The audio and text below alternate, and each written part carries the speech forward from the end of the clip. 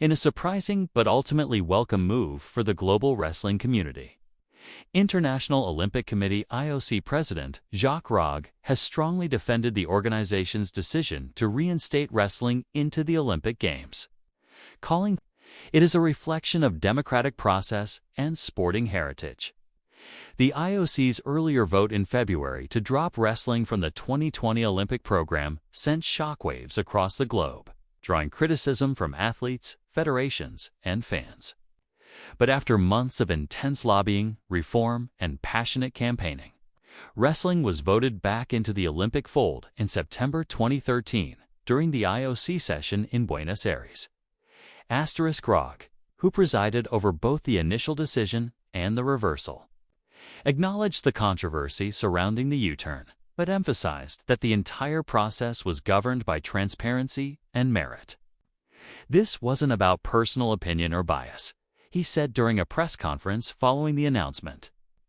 This was the result of wrestling showing its commitment to change and proving why it deserves to be part of the Olympic Games. The initial exclusion wrestling, one of the oldest Olympic sports, was initially dropped from the core program for 2020 in a secret vote by the IOC Executive Board. The decision was widely criticized for sidelining a sport with roots dating back to the ancient Olympics. Wrestling's exclusion stood out particularly because of its wide international reach, practiced in over 170 countries, and its inclusivity, offering opportunities to athletes from both developed and developing nations. Critics accused the IOC of valuing commercial appeal and modern sports trends over tradition. There were even accusations of internal politics influencing the vote, with some speculating that wrestling lacked strong lobbying power at the time. However, Rogge consistently maintained that the decision was based on an extensive review of 39 criteria, including global popularity, TV ratings, anti-doping policies, and governance. A global campaign to reinstate the wrestling community responded with swift and passionate action. The sport's global governing body, then known as FILA, now United World Wrestling, underwent major reforms.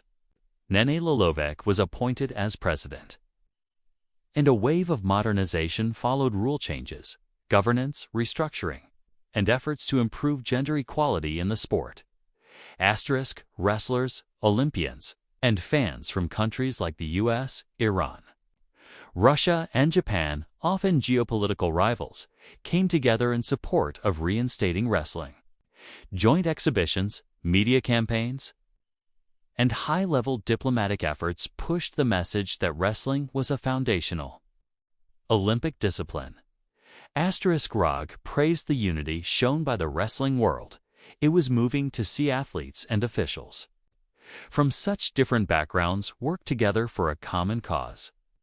Wrestling proved its value, not only as a sport, but as a symbol of Olympic ideals. The reinstatement in Buenos Aires.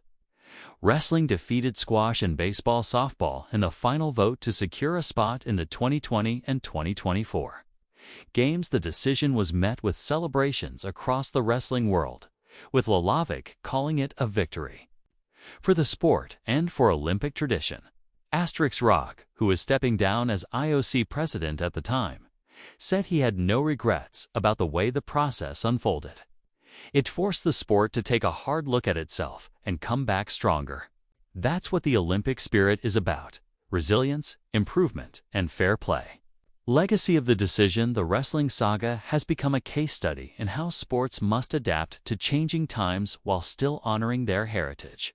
The episode also highlighted the power of collective action and reform, especially when faced with adversity. As Rogge stepped down, his legacy remained mixed in the eyes of some wrestling purists. But few could deny that his insistence on transparency and reform played a pivotal role in saving the sport's Olympic future. Wrestling has earned its place, Rogge said in his closing remarks, and it belongs on the greatest stage in sports, the Olympic Games.